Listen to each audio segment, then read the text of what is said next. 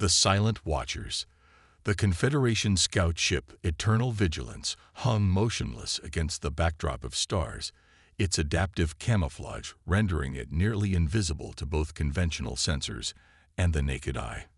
Commander Vextal, a veteran of countless observation missions, studied the holographic display of Earth with growing frustration.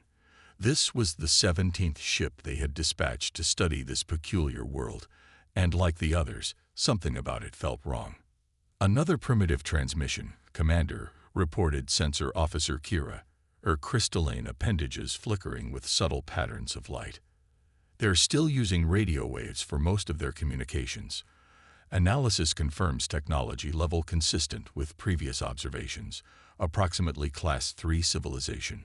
Vextal's secondary eyes narrowed while his primary pair remained fixed on the display. The humans, as they called themselves, appeared to be exactly what everyone expected. A young species still burning fossil fuels, fighting among themselves, and barely managing to reach their own moon. And yet, where are the other ships? He muttered, more to himself than to his crew. 16 scout vessels, each crewed by the Confederation's finest observers, had vanished without a trace while monitoring this supposedly primitive world.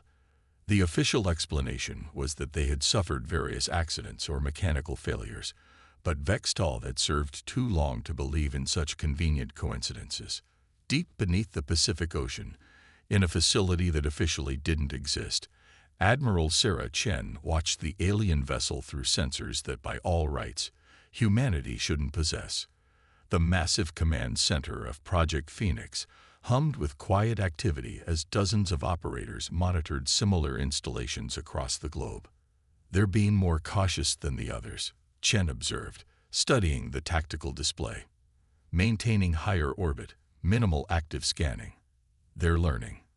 Colonel James Martinez, her second in command, nodded in agreement. Should we add them to the collection? Chen considered the question carefully. The previous 16 ships and their crews were safely contained in the Titan facility, their presence known only to a select few within the Project Phoenix command structure. Each capture had provided valuable intelligence about Confederation technology and tactics, but also increased the risk of discovery. No, she decided finally. We're too close to Phase 2. Let them observe and report back. It will make our revelation all the more impressive. The truth about humanity's technological advancement was Earth's most closely guarded secret. While the world's governments publicly squabbled over petty territories and resources, Project Phoenix had quietly unified the planet's best minds and resources toward a single goal, preparing for the inevitable first contact with alien civilizations. For over a century, since the recovery of a crashed scout ship in 1908 Tunguska, humanity had known they weren't alone. The reverse-engineered technology had accelerated Earth's development by centuries, all while maintaining a carefully crafted facade of primitive development. Every satellite launch that failed publicly succeeded secretly. Every space probe that went silent continued to send data to hidden receivers.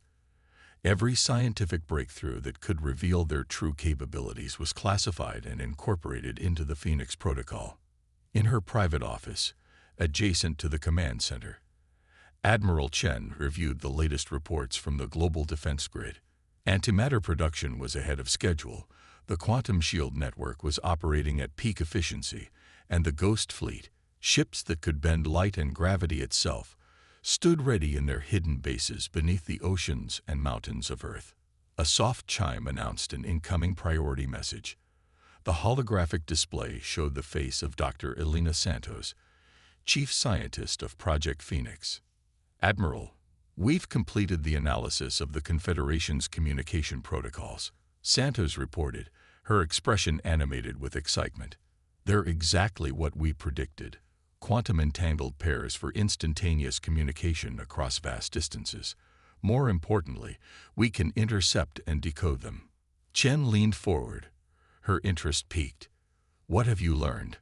The Confederation is planning to initiate official first contact within the next solar month. They've designated Earth as a potential protectorate, suitable for guided development under their supervision. A thin smile crossed Chen's face. Perfect.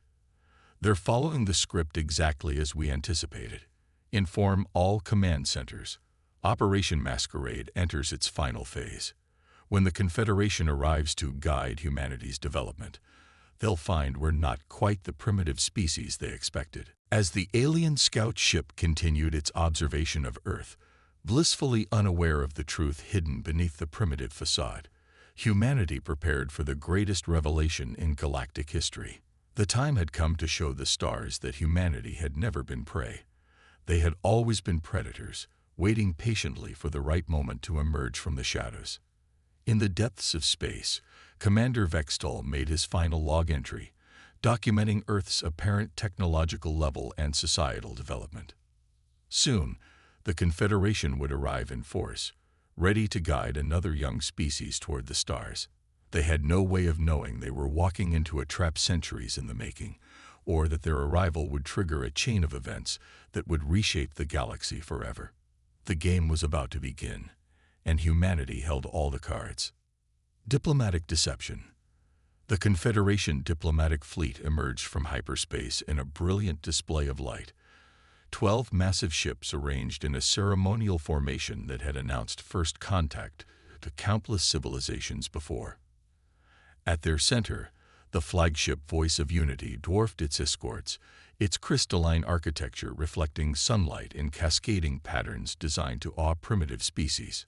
Supreme Ambassador Kareth stood on the command deck, his iridescent scales shifting through shades of diplomatic purple as he reviewed the final reports on humanity.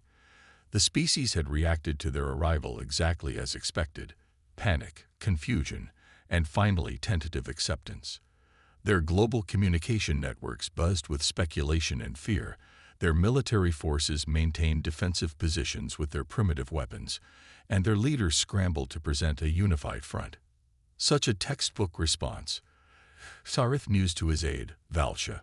One might almost think they had rehearsed it. In the depths of the Rocky Mountains, Admiral Chen watched the alien fleet's arrival through sensors that could detect the quantum fluctuations of their engines.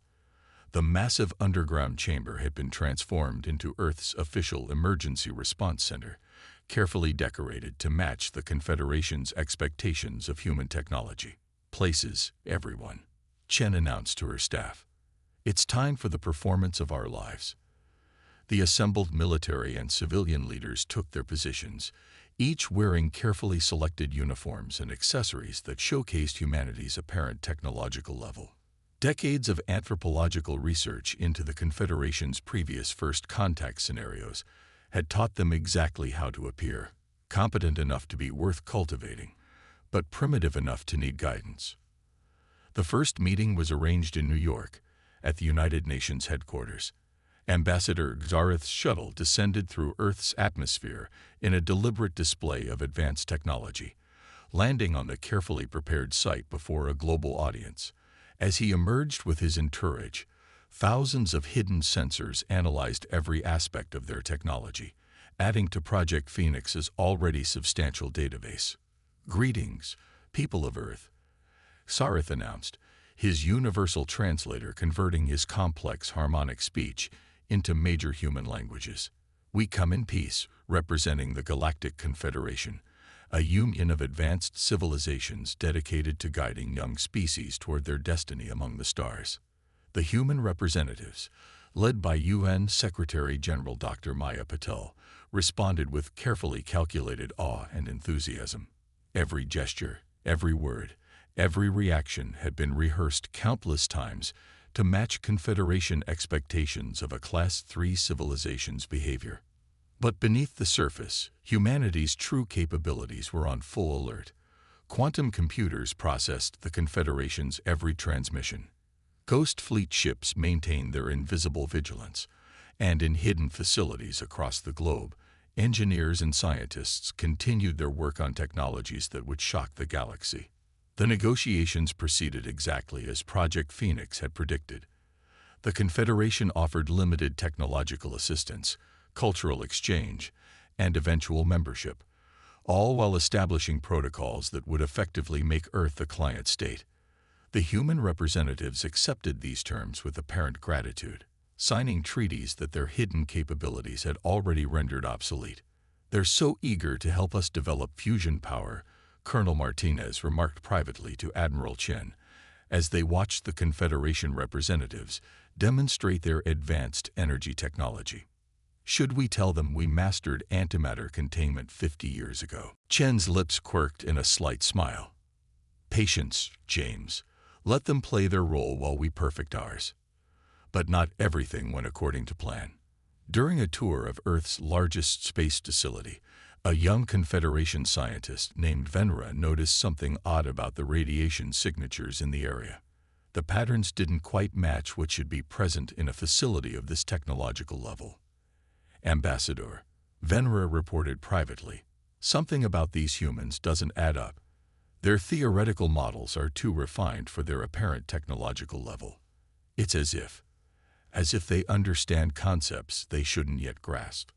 Sarith finished, his scales shifting to a thoughtful blue. "I've noticed similar inconsistencies. Their questions are too precise, their interests too focused. They're either remarkably intuitive, or—" The thought remained unfinished, but it spawned a deeper investigation.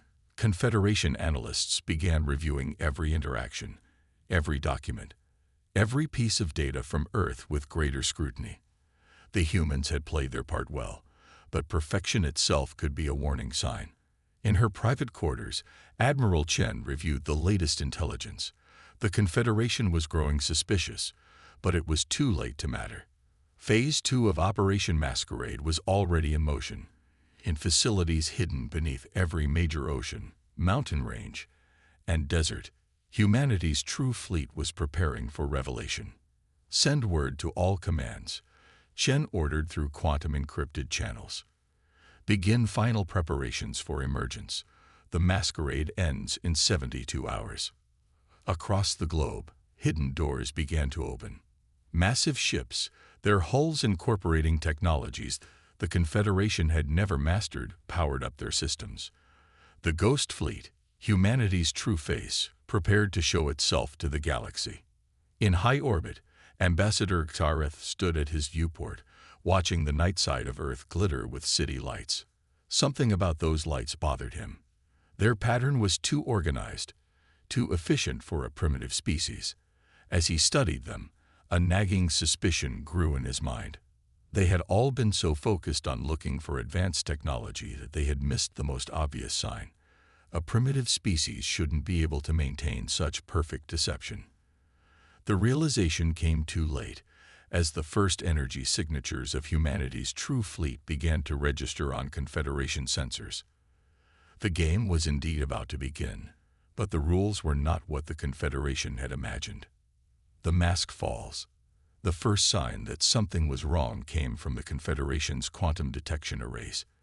Deep within the voice of unity, automated systems began registering impossible energy signatures rising from Earth's oceans. Ambassador Xareth was awakened from his sleep cycle by urgent alerts, his scales shifting to alarmed crimson as he studied the readings. "This can't be right," he muttered, his 4 hearts beating in discordant rhythm. "These energy patterns, they're beyond even our theoretical models." Before he could issue any orders, the surface of Earth's oceans began to boil. Not with heat, but with displacement, as massive shapes rose from the depths. In the Mariana Trench, the Pacific Fleet of humanity's true military emerged first. Ships that dwarfed the Confederation's largest vessels broke the surface, water cascading from hulls that seemed to drink in light itself. In the mountains of every continent, hidden hangar doors kilometers wide opened to reveal spacecraft that defied conventional physics. The Ghost Fleet of humanity, hidden for over a century, finally revealed itself to the stars. Each vessel incorporated technologies that the Confederation had deemed impossible: quantum gravity manipulation, dark energy harnessing, and weapons that could rewrite the laws of physics in localized areas. Admiral Chen stood on the bridge of the TSS Prometheus, Earth's true flagship, as it rose from its underground berth beneath Mount Everest. The massive vessel, nearly 20 kilometers in length, represented the pinnacle of human engineering, and the combined knowledge gleaned from decades of studying alien technology. All fleet elements report ready, Admiral, Colonel Martinez announced, his voice steady despite the historical magnitude of the moment. Ghost fleet deployment is at 97%. The Confederation fleet remains in static positions, their weapons powered down. Chen nodded, her expression resolute. Open a channel to the voice of unity. It's time to rewrite the rules of this particular game. In orbit, Ambassador Xareth watched in stunned disbelief as thousands of advanced warships took position around Earth. His tactical officers were in chaos, their sensors overwhelmed by technologies they couldn't comprehend. The humans had not only matched Confederation capabilities, they had surpassed them in several critical areas. The communication request from Earth came through on frequencies that shouldn't have existed. On his command deck's main display, Ambassador Xareth found himself face to face with Admiral Sarah Chen, her uniform now bearing the true insignia of Earth's unified military command. Ambassador Xareth, Chen began, her voice carrying the weight of centuries of preparation. On behalf of the United Earth Government, I must inform you that the technological assessment of our world has been somewhat understated. Xareth's scales shifted through patterns of shock, fear, and finally understanding. The missing scout ships, he realized. You captured them, studied them, all while maintaining this facade of primitive development. But why? Why this deception? Because we needed to understand the true nature of the Confederation, Chen replied. Your treatment of primitive species as protectorates, effectively client states with limited autonomy, showed us that open revelation of our capabilities would lead to conflict. We chose to wait, to prepare, to make absolutely certain that when humanity joined the galactic community, it would be as equals, not subjects. The revelation sent shockwaves through the Confederation's political structure. Emergency sessions were called as reports of Earth's true capabilities spread across the galaxy. The carefully maintained hierarchy of technological advancement, which had kept the Confederation's founding races in positions of power for millennia, faced its first serious challenge. In the following hours, humanity demonstrated just how thoroughly they had prepared for this moment. Quantum communication networks, far more sophisticated than the Confederation's own, linked Earth's fleet. Ships equipped with drives that bent space itself took up defensive positions around the solar system. And in a final display of technological prowess, Earth activated its planetary defense system, a network of satellites and stations that could generate a quantum shield capable of withstanding the combined firepower of multiple star empires. We do not seek war, Admiral Chen assured the increasingly nervous Confederation representatives. What we seek is recognition. Earth will not be a protectorate. We will not be guided or governed by external powers. We are prepared to join the galactic community, but only as full and equal members, with all the rights and responsibilities that entails. The silence that followed her declaration stretched for several long moments before Ambassador Xareth found his voice. You realize, he said carefully, that this changes everything. The power structure of the galaxy, the relationships between species, the very foundation of the Confederation's authority. Yes, Chen agreed, a slight smile playing at her lips. That's precisely the point. The galaxy is about to enter a new era, Ambassador. The only question is whether the Confederation will adapt to this change, or resist it. As if to emphasize her words, several of Earth's ships demonstrated their phase shift technology, briefly passing through solid matter before rematerializing. The display sent Confederation sensors into confusion and their tactical officers into near panic. It was a clear message. Humanity was not merely keeping pace with galactic civilization. They were pushing its boundaries. In the hours that followed, the galaxy held its breath. The Confederation's leadership faced a choice that would define the future of interstellar relations. They could accept this dramatic shift in the balance of power, or they could attempt to suppress humanity's emergence as a major power, a course of action that would almost certainly lead to a war unlike any the galaxy had seen. Stars of war. The Confederation made its choice 3 days later. A massive fleet of over 2,000 warships emerged from hyperspace at the edge of the solar system. Led by Grand Admiral Zixtal, the combined military might of 7 elder races had assembled to contain the human threat. Admiral Chen watched the tactical display aboard the Prometheus as red dots appeared in overwhelming numbers. The human fleet, though technologically superior, was outnumbered nearly 3 to 1. This was the scenario Project Phoenix had prepared for, but had hoped to avoid. "They're arranging into attack formations," Colonel Martinez reported, his hands dancing over the quantum interface. "Energy signatures indicate weapon systems charging." "They're not here to talk, Admiral." Chen's expression hardened. "Deploy the Mobius protocol. All ships. Execute Operation Labyrinth." Across the solar system, humanity's ghost fleet initiated technology that the Confederation had never imagined possible.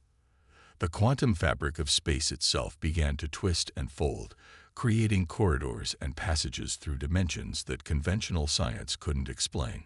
Human ships slipped through these spatial anomalies, appearing and disappearing across the battlefield in patterns that defied traditional tactical analysis. Grand Admiral Zixtal watched in growing horror as his carefully planned assault dissolved into chaos.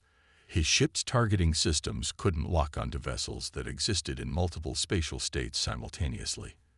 Traditional formation tactics proved useless against an enemy that could literally bend the rules of spacetime. "Impossible," he muttered as another squadron of his ships reported critical damage from weapons that seemed to ignore shields entirely. "Their technology. It violates fundamental laws of physics." "No, Admiral," came Chen's voice over a channel that cut through all attempts at communication jamming. "It simply operates on principles your science hasn't discovered yet. We try to avoid this conflict, but you've forced our hand. Allow me to demonstrate why." The Prometheus engaged its primary weapon system, the causality cannon. In an instant, a beam of concentrated quantum energy lanced out, striking the flagship of the Confederation's Third Fleet. Instead of an explosion, the massive vessel simply ceased to exist, along with a sphere of space nearly a kilometer in diameter. It hadn't been destroyed. It had been removed from the current timeline entirely. Panic spread through the Confederation fleet as more human ships revealed similar capabilities. Weapons that distorted gravity, engines that ignored inertia, defensive systems that could predict attacks before they were launched. Humanity had not just advanced beyond the Confederation, they had fundamentally reimagined what was possible. But the Confederation forces weren't without their own strengths. Numbers and desperation drove them forward. Swarms of automated strike craft darkened space, while energy weapons powerful enough to crack planets crisscrossed the void.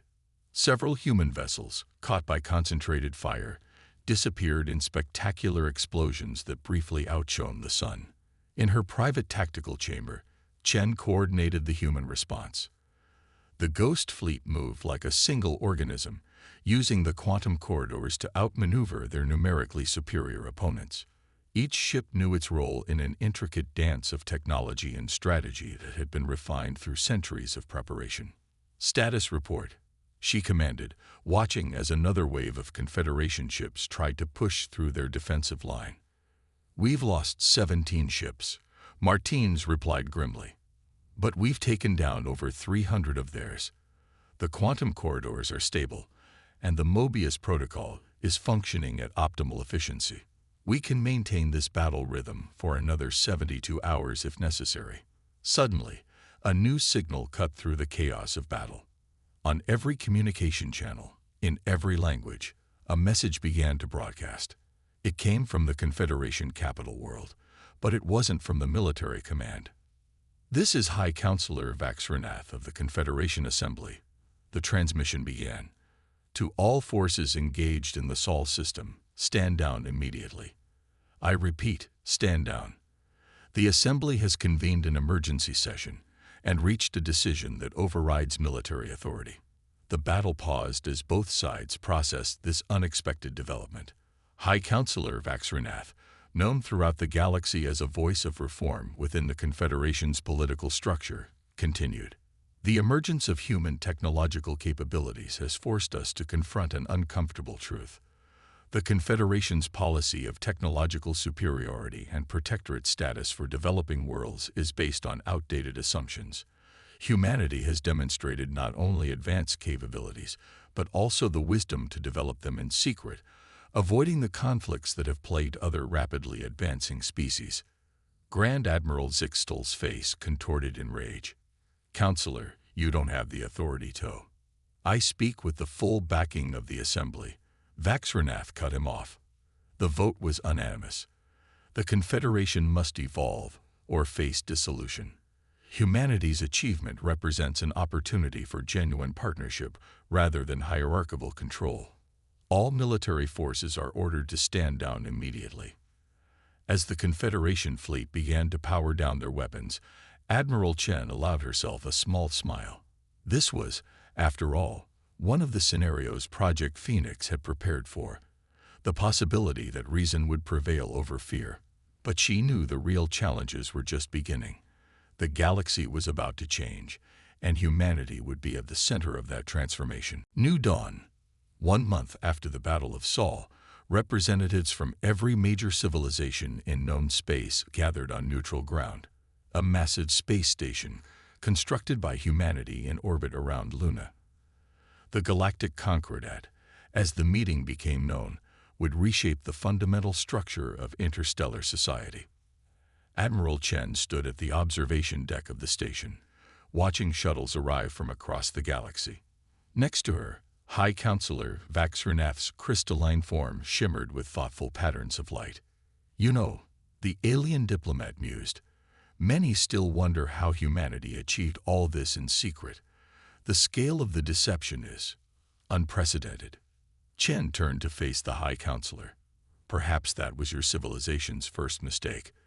Assuming that deception must be limited in scale, humanity has always excelled at keeping secrets, even from ourselves.